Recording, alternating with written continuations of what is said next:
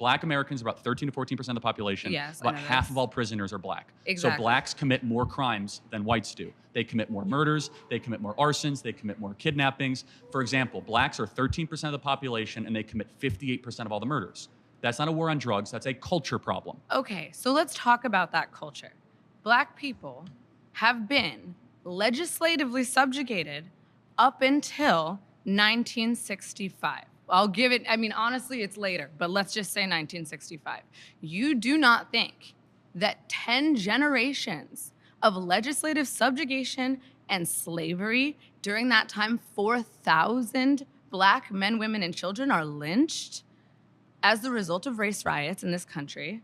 You do not think that these things have a lasting effect? We have had 10 generations of subjugation and 4 of legislative freedom. Of course they have an impact, but it's more on you to explain why things got worse since the Civil Rights Act. More violent, less fathers around, poorer. Why is that?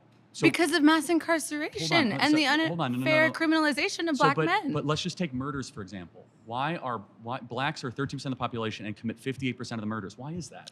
Because people in affluent and whiter neighborhoods are not being policed at the same rate. There Murders. are more Murders. police. I'm talking about dead bodies. There's no, like, we're not talking about policing, we're talking about murders. Why are so many Blacks committing murders outside of their population? Okay, let's take it back to some history. I'm curious for an answer to that question. I'm going to give you one. So let's go to redlining. Okay, redlining. Redlining yes. is why so many Blacks are killing each other? No, let me finish my claim. Okay. And then you can respond. Is that okay? Okay, so redlining, federally mandated or sustained by the FHA, right? Separating Black Americans to specifically impoverished and relegated areas of the country. We are incapable of buying homes and putting equity into neighborhoods with lower crime rates and better educational systems. We do not have access to things that would uplift and help our community.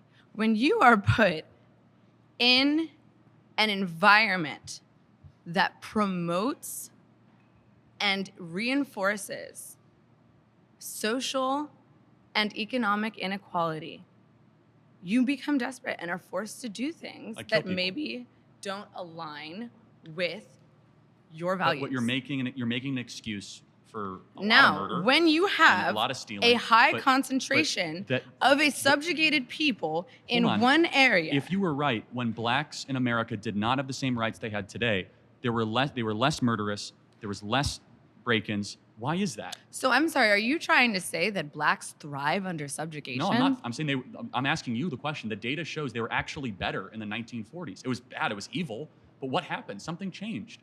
They committed less crimes. Maybe they were afraid. I mean, 4,000 Black men, women, and children were killed in violent lynch mobs. If that's your explanation, but racial terror permeated American culture for hundreds of years. Black America is worse than it has been that in the last 80 years. The generational psyche of an entire group of people? No, I'm sure it did. I'm not discounting that. I'm just trying to understand, why is it the more social welfare we've done, so we've spent $20 trillion on uplifting Black communities, $20 trillion, and Black Americans are poor.